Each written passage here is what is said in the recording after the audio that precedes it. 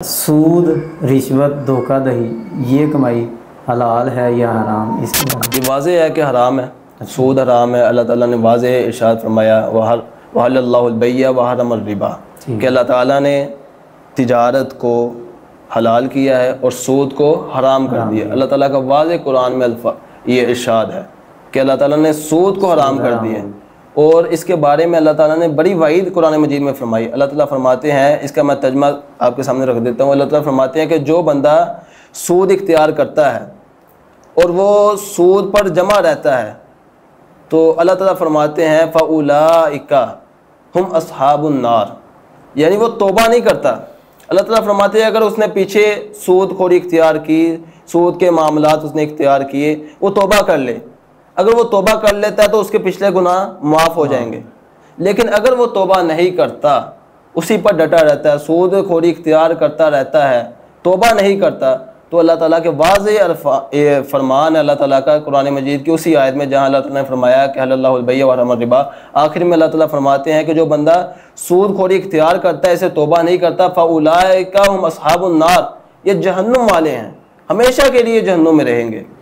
और ये यहाँ से मालूम होता है कि सूद ये हराम है और इसका हुक्म यही है कि ये हराम, अल्लाह ताला ने ऐसे बंदे को जहन्नमी करार दिया है जो बंदा सूद इख्तियार करता है।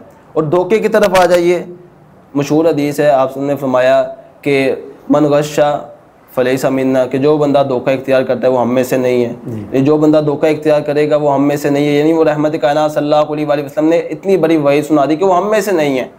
और एक जो मशहूर हदीस है सही मुस्लिम की, आपने फरमाया कि कल क़यामत का दिन होगा, कल क़यामत का दिन होगा और वहाँ से एक बंदा आएगा, यानी जो एक बंदे उसके पास इतनी नेकी होंगी, यानी उसने हज किए होंगे, नमाज़ें पढ़ी होंगी, ज़कात अदा की होगी, यानी एक बंदा उसके तमाम उसके पास नेकी होंगी, हज किए होंगे, ज़कात अदा की होगी, नमाज़ें पढ़ी होंगी, यानी उसके पास बहुत ज़्यादा नेकी होंगी।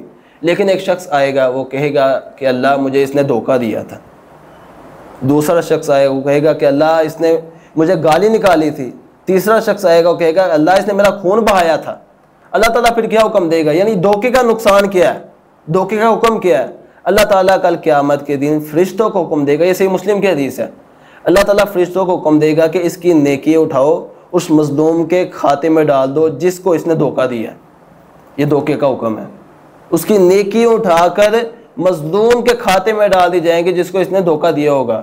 और आगे फरिश्ते कहेंगे कि अल्लाह इसकी नेकी ख़त्म होगी, अभी भी मज़लूम आ रहे हैं, कोई कह रहा है इसने मुझे धोखा दिया है, इसने मुझे गाली दी है, इसने मेरा खून बहाया। अल्लाह ताला फरमाएगा कि मज़लूमों के गुनाह उठाओ और इसके खाते में डाल दो।